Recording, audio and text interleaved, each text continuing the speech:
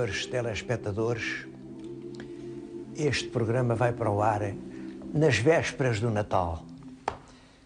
2 a 4 dias é a noite do Natal. Eu não lhes escondo que é a época que mais me emociona na minha vida. É um tempo, naquela noite, em que eu recordo toda a minha infância, tenho saudades daqueles em cujo colo andei e que já não estão comigo. É aquele tempo do frio, aquele frio que a gente sente quando vai para a missa do Galo e depois ao regressar, e depois é toda a noite do Natal, é a família reunida à volta da mesa, são aquelas filhoses que a minha empregada Francisca, durante 50 anos, fez para nós o presépio. Eu tenho lá um presépio, vocês nem imaginam o presépio que lá tenho. O presépio que ando a fazer há mais de 60 anos. E a árvore de Natal, em que os nossos netos brincam, e as prendas, e um sentimento de ternura que abraça todos. E uma espécie de intuição quase indefinível, que só se tem nessa altura do ano, de que nós, todos os homens, são irmãos. Não é tempo de guerras, não é tempo de ódios.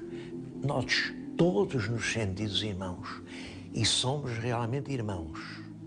Porque Cristo, cujo nascimento se comemora naquela noite, Cristo veio ao mundo para dizer aos homens que todos são irmãos entre si. Gostava hoje de fazer um programa de Natal. Não queria deixar de fazer referência, por exemplo, a este livro. Saiu agora, eu comprei-o ontem na livraria. Acho que é um livro precioso. É sobre os presépios portugueses. É um livro de Monsenhor Arnaldo Pinto Cardoso, que tem os mais lindos presépios portugueses, presépios da época barroca, mas alguns eu nem os conhecia. É um livro que vale a pena conhecer, O Tempo do Presépio.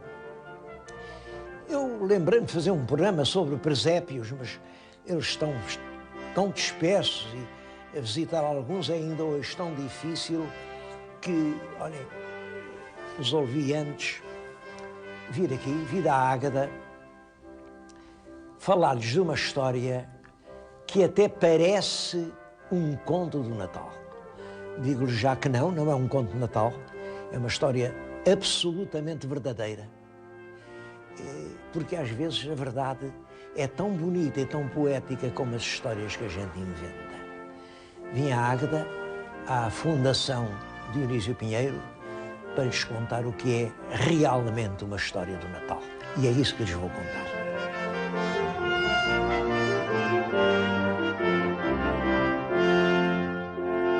Este conto de Natal começa como todos os contos de Natal.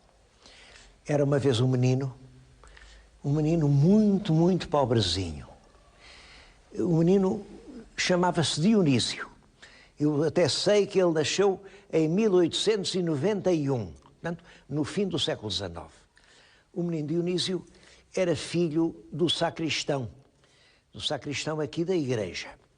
Já o avô dele tinha sido sacristão. E já o bisavô tinha sido sacristão.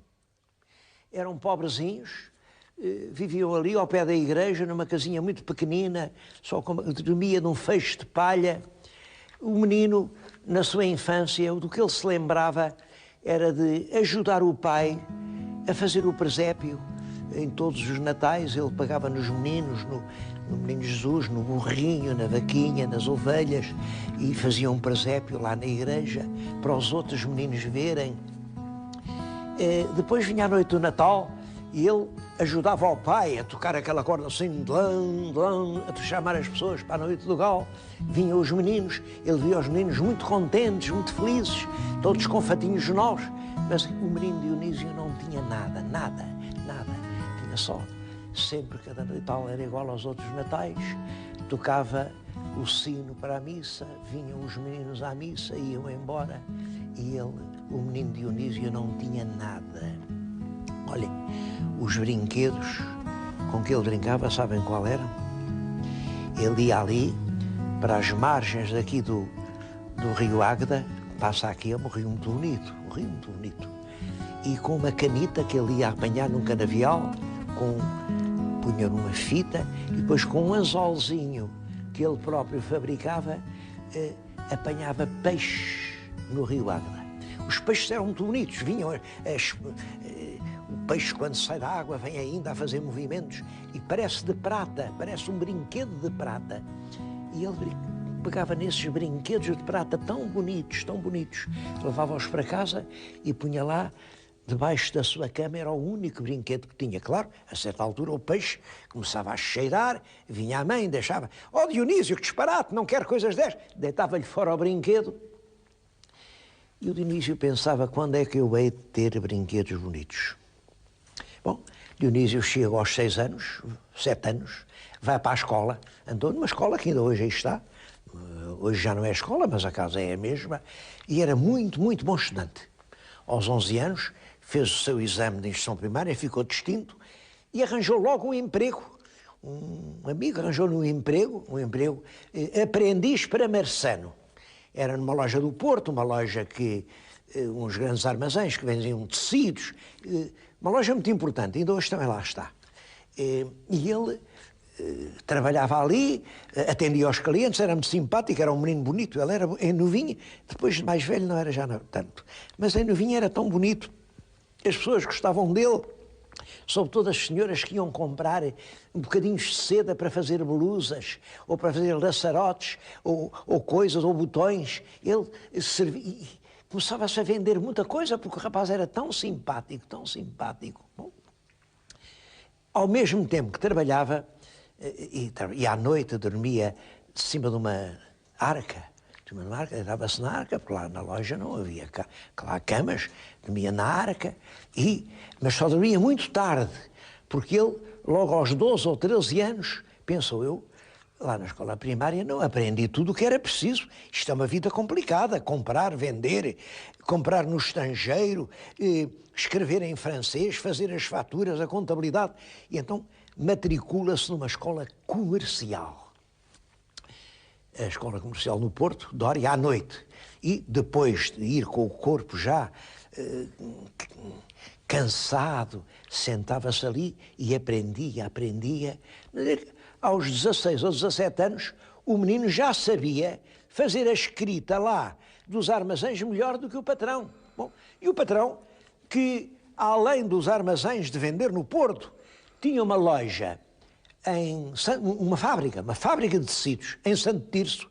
Pensou, bom, eu preciso ter lá alguém, mandou para lá o menino Dionísio. Olha, vais para Santo Tirso e tomas lá conta da fábrica, porque eu não tenho lá ninguém que olhe por aquilo. Bom, o menino vai para Santo Tirso e é ele que diz, eu comecei por fazer as peças ao metro, fazer as peças à mão e ao metro.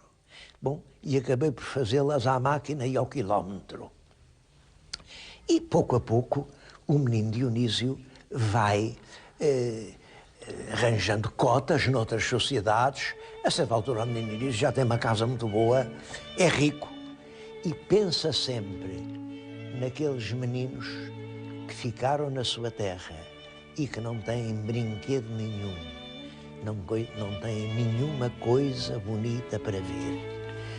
Quando já tinha uma boa posição na vida, casou com uma senhora das Caldas Rainha, Dona Alice Cardoso, e pode-se dizer que foi realmente Alice no País das Maravilhas. Ele põe uma casa linda e para a escrivaninha que ele escolheu para a esposa poder escrever as suas cartas às suas amigas, é este maravilhoso móvel. Isto é indo-inglês, é mandado fazer por, enfim, ingleses no século XVII, na Índia. Tudo isto é marfim incrustado em pau rosa. Toda a peça é realmente maravilhosa. Eu vou abri-la. Isto era aqui que Dona Alice se sentava e escrevia a sua correspondência. Bom, a peça, que é uma obra-prima e é única em Portugal, está hoje arrolada, isto é património nacional. Mas isto dá uma ideia do gosto requintado deste homem que agora, que já está rico, já está estabelecido, começa a dedicar-se aos assuntos da arte. E pouco a pouco vai comprando. Vou-lhes mostrar algumas das peças realmente belas que ele conseguiu colecionar.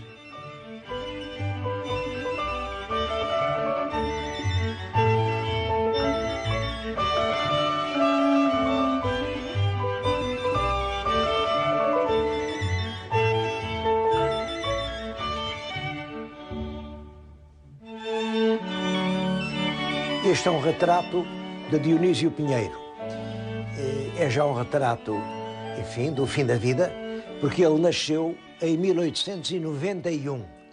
E isto, é claro, é um retrato já de 1860. Portanto, ele já se ia aproximar dos 70 anos.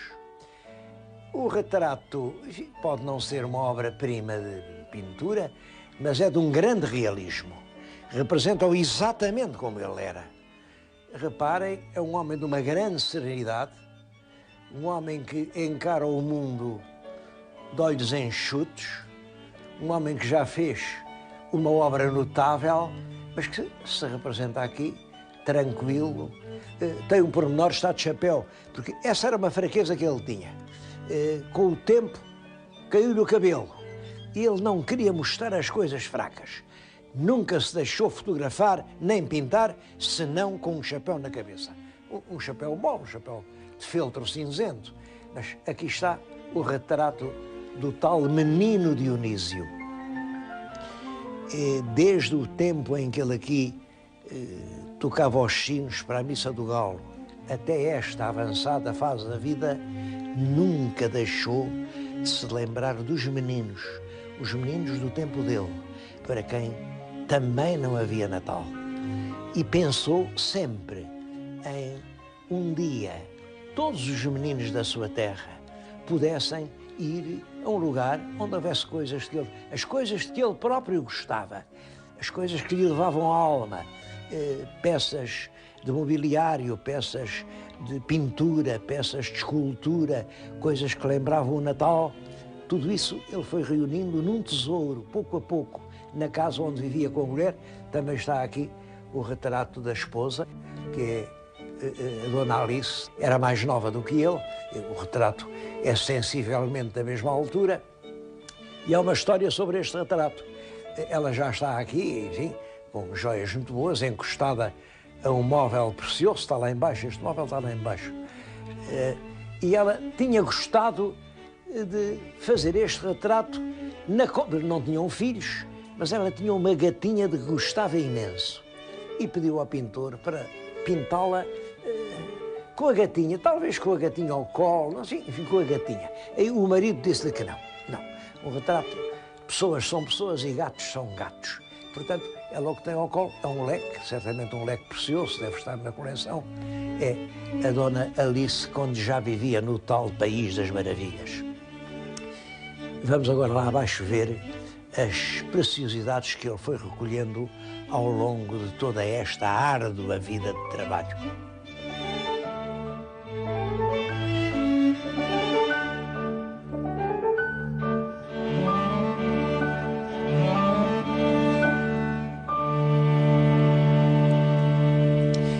É uma coleção com muitos aspectos, é uma coleção feita ao sabor do gosto do colecionador e das oportunidades que vão aparecendo. Tem peças de muitos géneros, muitas épocas. Eu começo por lhes chamar a atenção para esta imagem de prata. Nossa Senhora é um trabalho português, de artistas portugueses, dos princípios do século XVII, uma coisa de 1600 e pouco, e é realmente uma peça riquíssima. Aqui está uma outra Nossa Senhora, também portuguesa. Esta tábua é do Círculo de Diogo Teixeira, portanto um pintor dos finais do século XVI. E reparem na beleza da figura feminina, na ternura. É realmente uma obra-prima da pintura dessa época. Há peças realmente espantosas aqui. Eu queria chamar especialmente a atenção para aquela salva de prata que além vêem. A salva tem o brasão dos Lobos da Silveira, barões do Alvito, que eram vedores da fazenda. Bom, a peça é um tesouro, talvez único em Portugal. É também uma peça portuguesa, mas com uma importância histórica enorme. Representa a toda a volta lutas. Isto são cavaleiros cristãos, em guerra. Está ali o castelo onde eles partem, aqui vão eles, de lança em riste. Há aqui cenas de combate. Aqui deste lado são cenas da vida de Cristo. Eu juro que esta peça nunca foi devidamente estudada e é uma das coisas mais importantes da nossa prataria do século XVI, porque é realmente alusiva às guerras dos portugueses no norte da África. Nunca tinha visto nada que se parecesse com isto.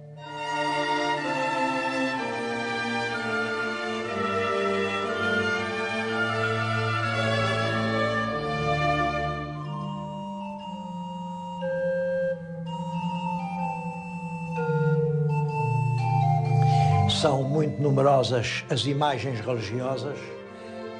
Está aqui um conjunto das mais bonitas. Isto é talha portuguesa do século XVI. E reparem como é gracioso todo o conjunto.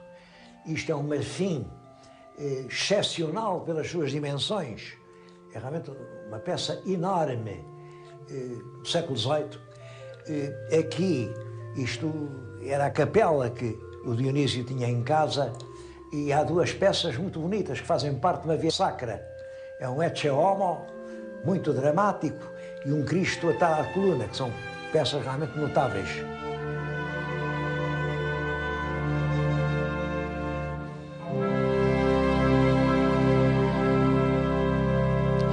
Uma peça fascinante e intrigante é o tapete que está na nossa frente. O ponto é um ponto de arraiolos. Portanto, a rigor pode-se dizer que é um tapete de arraiolos. Mas os motivos não têm nada a ver com arraiolos. São inteiramente indo-portugueses. Temas da Índia, aqui cenas de animais asiáticos, que alternam com cenas humanas. O centro tem aqui anjos.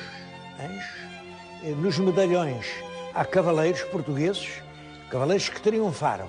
Eles já estão a cavalgar sobre os inimigos que venceram.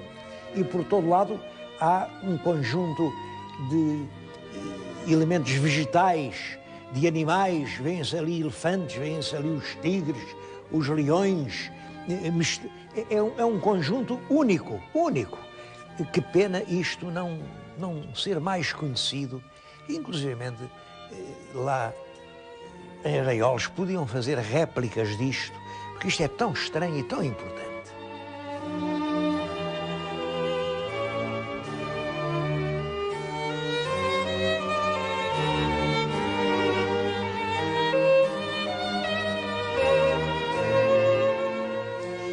É valiosa e numerosa a coleção de pintura moderna. Eu estou junto de um dos quadros mais belos do grande Carlos Reis.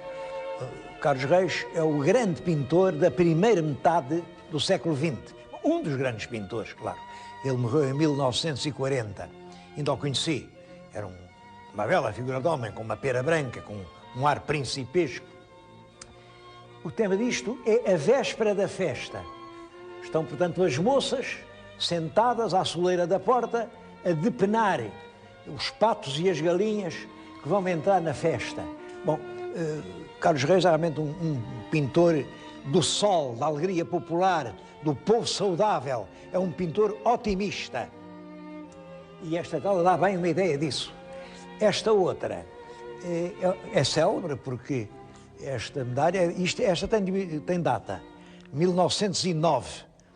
Em 1909 ele levou isto ao Salão de Paris.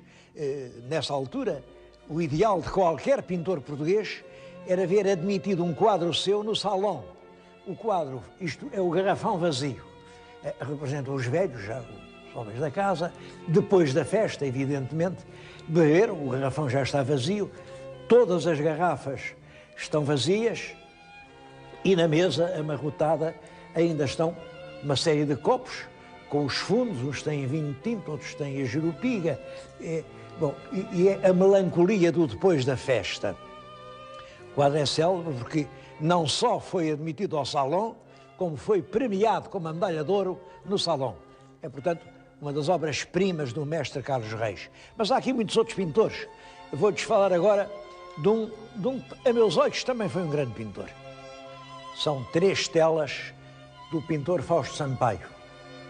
Isto é aqui o Rio Voga, um trecho do Voga, que é um quadro de uma grande riqueza de cor, uma grande alegria.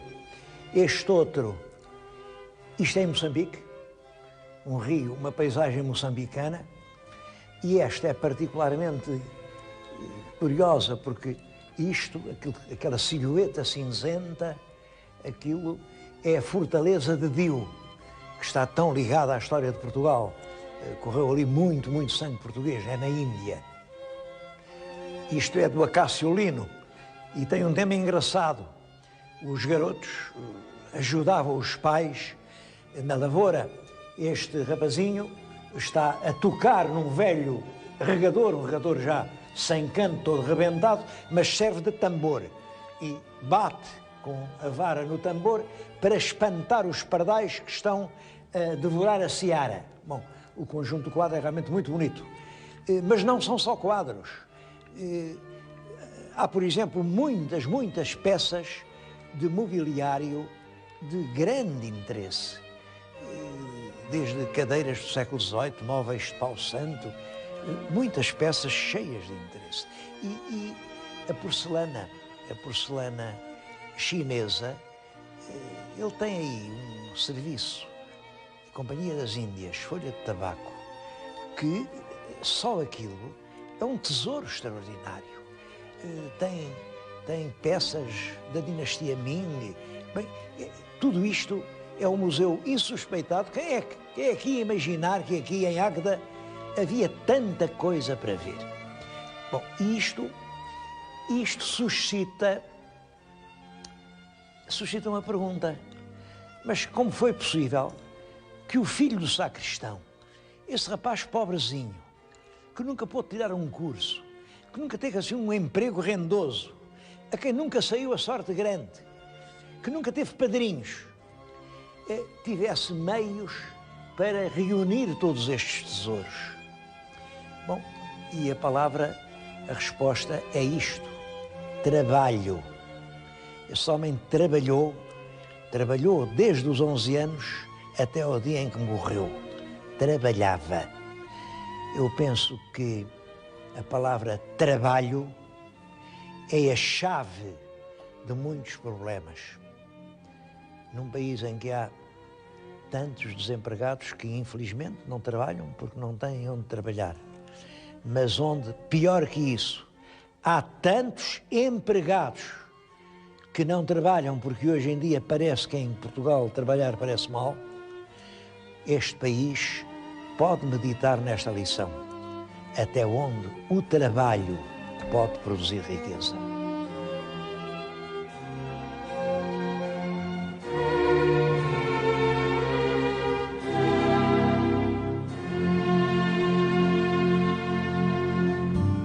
E antes de acabar o programa, eu queria desejar a todos umas festas muito felizes, mas não o queria fazer sem primeiro falar aqui com estes meus pequeninos amigos para lhes fazer uma pergunta.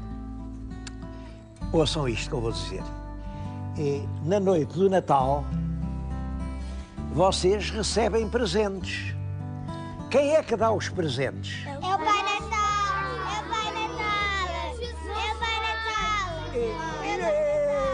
Natal! Ouvi aqui, este está-me aqui a dizer que é o pai dele, aqui dizem que é Jesus, estas meninas dizem que é o Pai Natal. Bom, cada um só deve dizer aquilo que pensa, aquilo em que acredita, mas a gente deve sempre dizer aquilo em que acredita. eu também lhes vou dizer aquilo em que acredito. Quem dá os presentes somos todos nós. Não há presentes sem trabalho.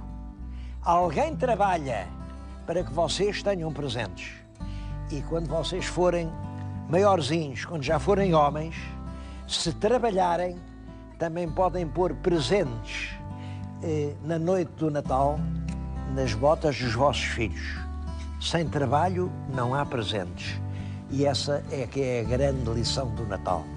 Bom, mas eu não venho aqui para pregar moral nem para dar lições a meninos, mas queria desejar realmente a todos os inúmeros senhores telespectadores que sei que a esta hora, um pouco por todo o mundo, ouvem este programa, queria desejar umas festas muito felizes e queria desejar que com o seu trabalho tenham no futuro todas as prendas que desejam.